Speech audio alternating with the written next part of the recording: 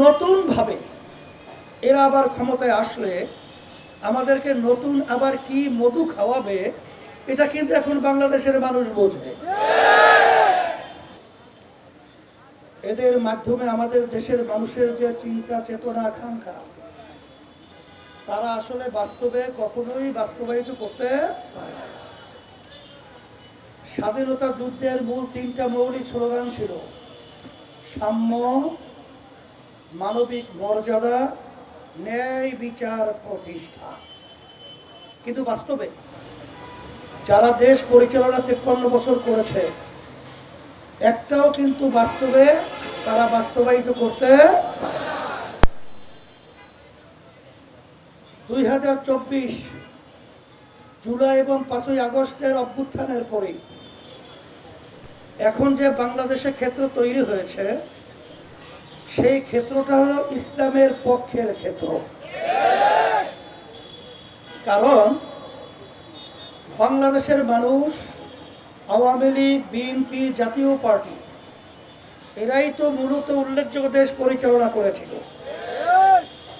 এদের দেশ পরিচালনা আমাদের বাংলাদেশের মানুষ দেখেছে। আল্লাহ রাব্বুল আলামিন বলেছেন যে জাতি নিজের ভাগ্যের পরিবর্তন না করে ওই জাতির ভাগ্যের পরিবর্তন আমি ঘটাই না বা করি না। এখন যারা দেশ 53 বছর পরিচালনা করে আমাদেরকে যে উপহার দিয়েছে, বিশ্বের সর্বাধুনিক প্রযুক্তিতে প্রস্তুতকৃত Arik silver wash detergent powder 500 গ্রাম মাত্র 70 টাকা। রিমার্ক। নতুন ভাবে এরা আবার ক্ষমতায় আসলে আমাদেরকে নতুন আবার কি মধু খাওয়াবে এটা কিন্তু এখন বাংলাদেশের মানুষ বোঝে। এর জন্যই পরিবর্তন দরকার, আছে না নাই? এই পরিবর্তনের জন্যই ইসলামী আন্দোলন বাংলাদেশ এমন এক নীতি আদর্শ, যেই নীতি আদর্শ কালজয়ী। বিজাতি বলেন, অন্য ধর্মাবলম্বী বলেন, এক কথায় আমার সম্মানিত মা বোনদের কথাই বলেন, ব্যবসায়ী ভাইদের কথা বলেন, আমার শ্রমজীবী বাজানদের কথা বলেন, সর্বশ্রেণীর ব্যাপারে একমাত্র সাম্য, মানবিক মর্যাদা, ন্যায় বিচার প্রতিষ্ঠা এই নীতি আদর্শ নিশ্চিত করেছে। তার নাম হলো ইসলাম। আমি অত ব্যাখ্যায় যাব না, তবে দুনিয়াতে শান্তি, আখিরাতে মুক্তির লক্ষ্যে আল্লাহ রাব্বুল আলামিন সৃষ্টিকর্তা যে নীতি আদর্শ আমাদের জন্য দিয়েছেন এর বাহিরে যদি কেউ শান্তি তালাশ করে কোনোদিন পায় নাই, কোনোদিন পাবে না।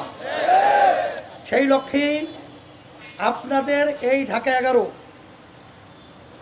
আমাদের ইসলামী আন্দোলন বাংলাদেশের কেন্দ্রীয় যুগ্ম মহাসচিব হযরত মাওলানা মাসুদুর রহমান ফজলে বাড়ি মাসউদ, সে আপনাদের সামনে একটু আগে আলোচনা রাখছিলেন।